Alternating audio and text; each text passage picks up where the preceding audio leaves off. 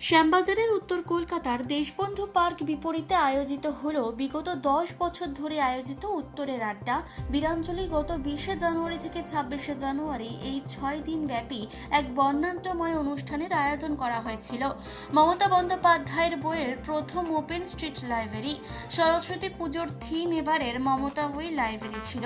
মমতা বন্দ্যোপাধ্যায়ের লেখা 200টি বই জনসাধারণের পড়ার জন্য রাখা হয়েছিল এই মুক্ত গ্রন্থাগারে। পুজোর পরেও চালু থাকবে এই মমতাময়ী লাইব্রেরি।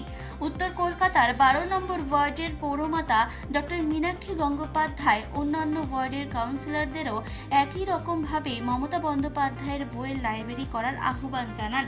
তাকে নিশানা করে যত বেশি করে বিরোধিতা কুৎসা করবে তত বেশি করে তার লেখা, তার গান ছড়িয়ে দিতে হবে মানুষের মধ্যে, বলেছেন পৌরমাতা মীনাক্ষী গঙ্গোপাধ্যায়। সর্বত্র হোক মমতা বই লাইব্রেরি। প্রতিটি ওয়ার্ডে, প্রতিটি পঞ্চায়েতে, প্রতিটি বিধানসভায় রাখার আহ্বান জানাই।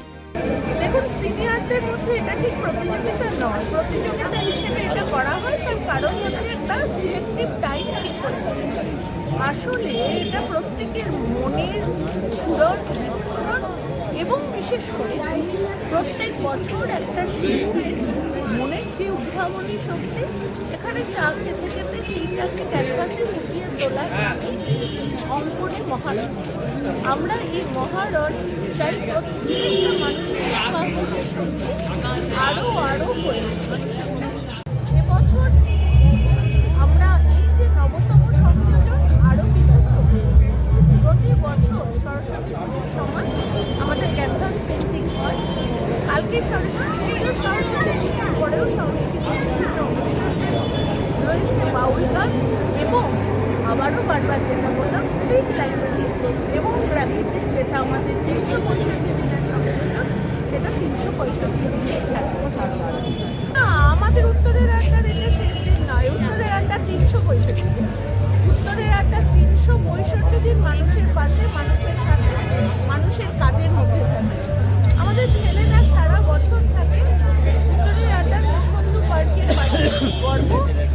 কলকাতা কর্পোরেশন উত্তরের আড্ডাকে একটা ট্যাগ হিসেবে ব্যবহার করার অনুমতি দিয়েছে। আমরা একটা বোর্ড পেয়েছি কলকাতা কর্পোরেশন, যেখানে উত্তরের আড্ডা লেখা। সারা বছর এখানে যে দেয়াল গ্রাফিটি সব দেখছি সারা বছর থাকে। সারা বছর এই লাইব্রেরি থেকে সারা বছর এই বই। 23 জানুয়ারি আমরা সবাই জানি, 23 জানুয়ারি তার জন্মদিন এবং এই দিনেই তিথি অনুযায়ী সরস্বতী পুজো করেছি।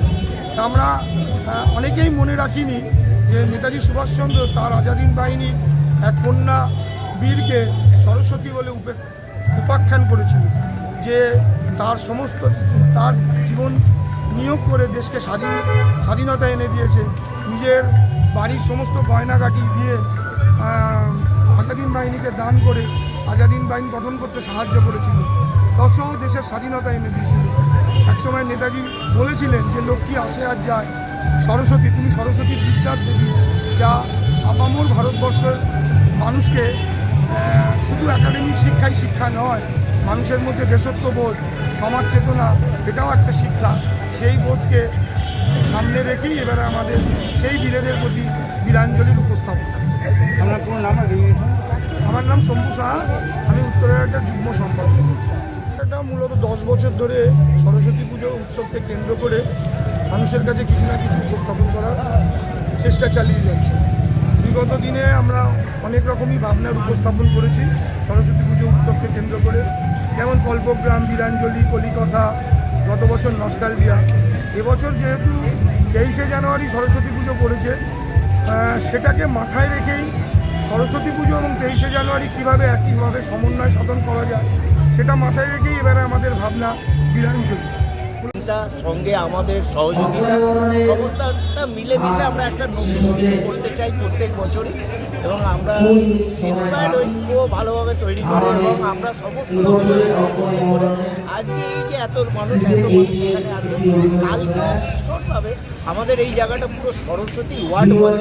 আমাদের বিধায়িকা থেকে আরম্ভ করে কাউন্সিলর থেকে আরম্ভ করে সবাই আমাদের এই ওয়ার্ডটাকে সরস্বতী ওয়ার্ড বলে খ্যাতে নাম দিয়েছে। আমরা সেই চেষ্টাটা বজায় রাখি যাতে এই ওয়ার্ডটা সরস্বতী ওয়ার্ড বলেই থেকে। আপনার পুরো নাম? আমার নাম সন্দীপ কুণ্ডু, উত্তরের আড্ডার সদস্য। উত্তর কলকাতা থেকে মানসী বসু। ঘোষের রিপোর্ট, চেতনা বার্তা, জেগে থাকে জাগিয়ে রাখে।